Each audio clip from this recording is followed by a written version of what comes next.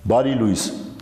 սիրելիներ, մեր Տեր Հիսուս Քրիստոս Հովանու ավետարանի 9-րդ գլխի վերջավորության մեջ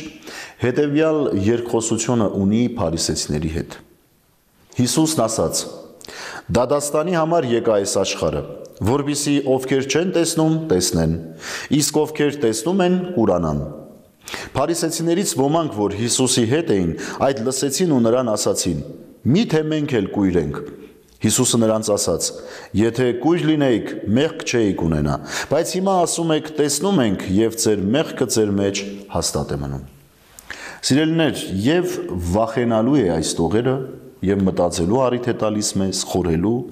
անհանգստանալու ինչ որտեղ, որովհետեւ այս խոսքը միայն փարիսեցիներին ուղղված չէ։ Այս խոսքը նախ եւ առաջ ինձ է ուղղված, ձեզ, այն բոլոր մարդկանց, ովքեր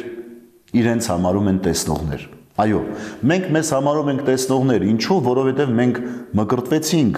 մեր մայր եկեղեցու ավազանով եւ դարձանք ճանաչողը այն պատգամների, որ Քրիստոս մեզ տվել է։ Հետևաբար, եթե մենք գիտենք խոսքը, նաև գիտենք, թե որտեղ է մեր մեղքը։ Եվ եթե գիտենք, որտեղ է մեր մեղքը եւ չենք հրաժարվում դրանից, մենք կուրանում ենք եւ այլևս այդ մեղքը հաստատուն է մնում մեր կյանքի մեջ։ Մեծ պահոց շրջանը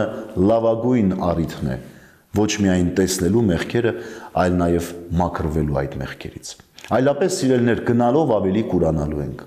Իսկ մեծ պահքը մեր աչքերն է բացում, հոգևոր աչքերը, նախ տեսնելու, ֆիքսելու, անդրադառնալու մեղքին եւ հաջորդ փուլը այդ մեղքից հրաժարվելու ճանապարհը բռնելու։ Հետևաբար սիրելիներ, այսօրվա ընթերցումը թող յուրաքանչյուր մեկիս համար մեկ անգամ եւս ազդակ լինի, պատգամ լինի, որպեսզի մենք բացենք մեր աչքերը, հրաժարվենք այն կուրությունից, որ մեղքն է բերում մեր կյանքի մեջ։ Այո, դժվար է մեղքից հրաժարվել, դժվար է